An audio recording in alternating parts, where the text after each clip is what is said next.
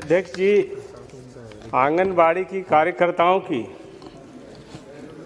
देश में बहुत सारी ऐसी महत्वपूर्ण और संवेदनशील योजनाएं जो सरकार के माध्यम से ग्रामीण क्षेत्रों में बच्चों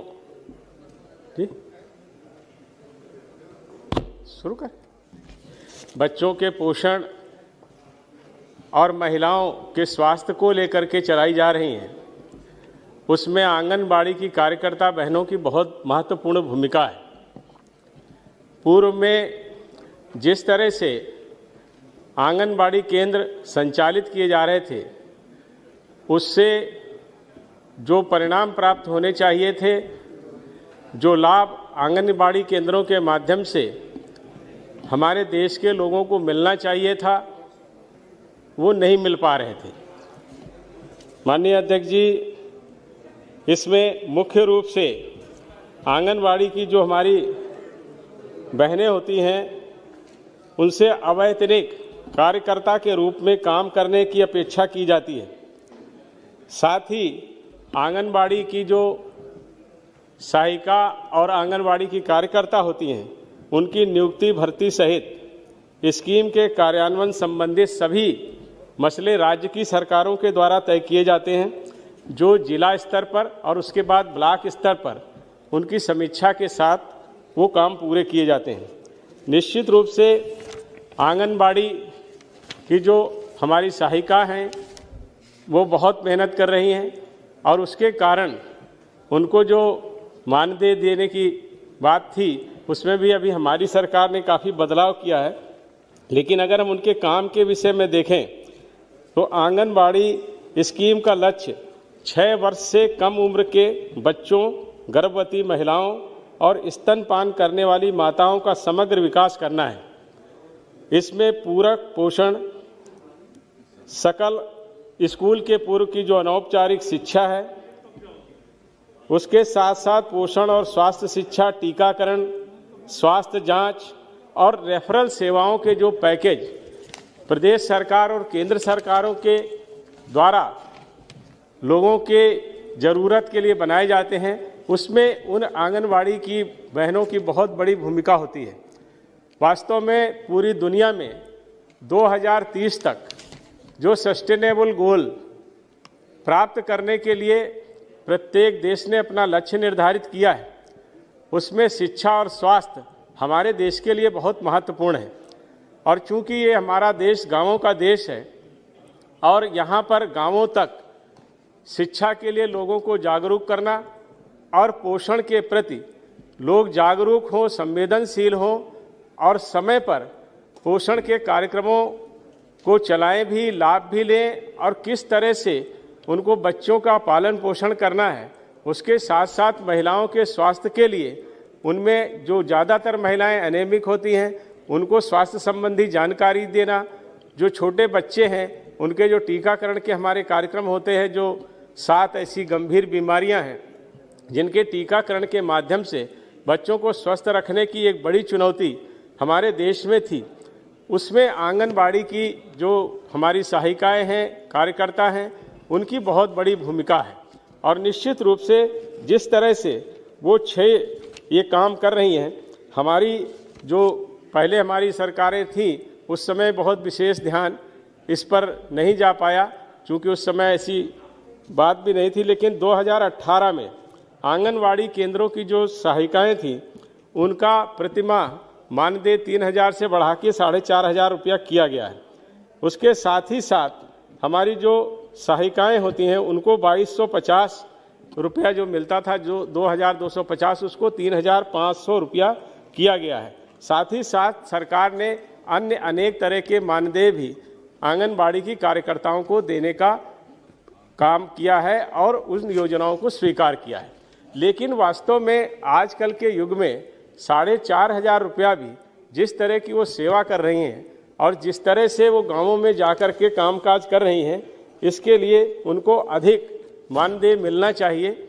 ये अभी मैं इस पर भी बात करूंगा, क्योंकि ये एक बहुत बड़ा कार्यक्रम है। हमारे देश में लगभग 14 लाख ऐसे आंगनबाड़ी के केंद्र हैं जिसमें आंगनबाड़ी की कार्यकर्ती काम कर रही हैं और उन्होंने उसको निरंतर ऐसे प्रयास करके गांवों में अपनी उत्तम सेवाएं भी दी हैं। हालांकि यह भी तय है कि जो ये हमारी जो योजनाएं हैं ये बहुत ही इस तरह की योजनाएं हैं जिनका व्यापक प्रभाव पड़ता है, जिसका अभी हम लोगों ने देखा भी है। जिस तरह से हमारे प्रधानमंत्री जी ने 1000 दिन का पोषण के लिए एक कार्यक्रम चलाया, अपने देश के बच्चों को कुपोषण से मुक्त करने के लिए उन्होंने एक गर्भावस्था की जो वो होता है उस समय, और उसके साथ साथ 2 साल उन्होंने जोड़े, 730 दिन वो जोड़े, और उसके साथ साथ 270 दिन जोड़ करके 1000 दिन की जो स्कीम बनाई, उसके पीछे सीधा सीधा ये उद्देश्य था और ये वैज्ञानिक तथ्य भी है कि गर्भ अवस्था से लेकर के 2 वर्ष तक शिशु का ठीक ढंग से अगर पालन पोषण होता है, उसकी देखभाल ठीक तरीके से हो, तो निश्चित रूप से वो बालक कुपोषित नहीं होता है और भार उसका आयु के हिसाब से और लंबाई इस तरह से अगर बढ़ती है तो जो पोषित बच्चा होता है वो देश के लिए तो एक स्वस्थ नागरिक के रूप में अपनी सेवाएं देता ही है, लेकिन साथ ही साथ देश की अर्थव्यवस्था पर भी उसका व्यापक प्रभाव पड़ता है। इसलिए ये जो आंगनबाड़ी की जो हमारी कार्यकर्ता हैं, इनकी भूमिका को अपने देश के लिए हम लोग समझ सकते हैं। तो उसी क्रम में सरकार ने ऐसे बहुत सारे कार्यक्रम जो ब्लॉक स्तर पर उनको प्रशिक्षण के लिए चलाए जाते हैं, उसके साथ ही साथ हमारी सरकार ने यह भी तय किया है कि ऐसे जो हमारी आंगनबाड़ी की बहनें हैं उनको कई ऐसे 21 तरह के ऐसे मॉड्यूल हैं जिससे उनकी क्षमता में वृद्धि हो, उसके प्रशिक्षण भी देने का काम किया है, जिसमें लगभग 9 लाख के करीब ऐसी महिलाएं हैं जिनको ये प्रशिक्षण दिया गया है, जो कार्यकर्ता हैं आंगनबाड़ी की, और उसमें से लगभग 3 लाख के करीब इस तरह की कार्यकर्ता हैं जिनको डिजिटल प्रशिक्षण भी दिया गया है। और आजकल जिस तरह से एक एक कार्यक्रम की जानकारी और सूचनाएं सरकार के द्वारा एकत्रित की जा रही हैं, निश्चित रूप से सरकार प्रशंसा की पात्र है। प्रत्येक योजना की सारी सूचनाएं डाटा वाइज